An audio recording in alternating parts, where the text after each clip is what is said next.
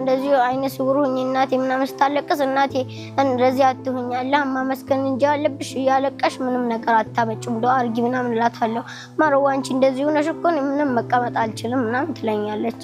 ግን እኔ እንደዛ ቢሆንም አልሐምዱሊላህ ነበር የምለው።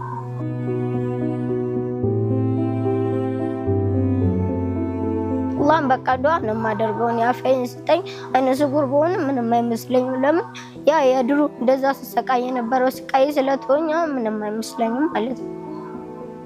አልሐምዱሊላህ ብዬ ነው የምቀበለው።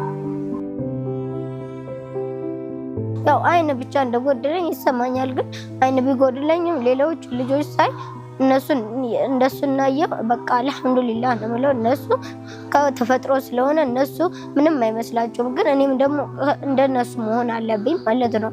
እኔ ተፈጥሮ አልሆነም እና አላህን ማማረር የለብኝም። አልሐምዱሊላህ ማለት ያለብኝ። አዎ ገና እንደጠፋብኝ እንደዛ አልነበረ። በጣም ዱአ አደረግ ነበር አላህ ወይ እኔ መልስልኝ ነበር። ግን አሁን አይነ ስውር ከሆንኩ ትምህርቴ መማር ከጀመርኩ በኋላ ግን አይኔን አብራልኝ ሳይሆን የምልህ በቃ ስቃይ አታምጣብኝ በቃ አፍያዬን ስጠኝ ነው እንጂ የምለው አይኔን አብራልኝ አይደለም። ለምን አይነ ስውር ነው ሁሉንም ማድረግ ነገር ስለምትችይ ማለት ነው።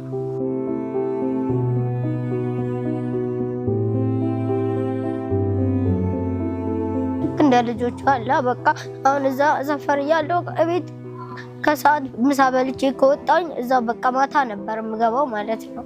እዛ ልክ እንደዛ መጫወት መሯሯጥ ያምረኛል።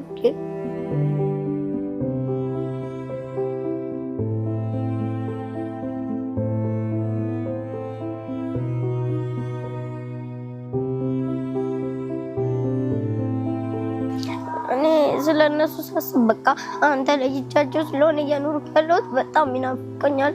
በጣም እንትን መለያየት ደግሞ በጣም የሚከብደኝ እኔ አንድ ቀንም ተለይቻቸው ስለማላውቃኝ እማያለሁ። አሁን ግን ከተለየኋቸው በኋላ በጣም ይናፍቀኛል።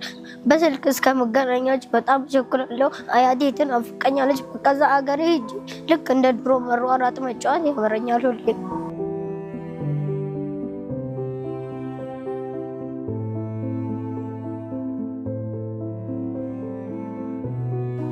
አሁን 1 አመት ሞላኝ።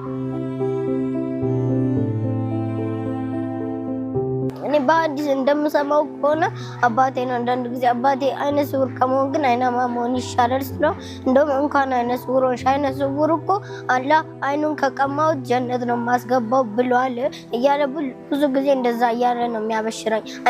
አይነ ስውር ደግሞ በቃ ሁሉም ነገር ቢጫለምብሽ ለራሱ እንደ አይናማ ብዙ ወንጀል አትሰሪም ወንጀል አታይም ይለኛል።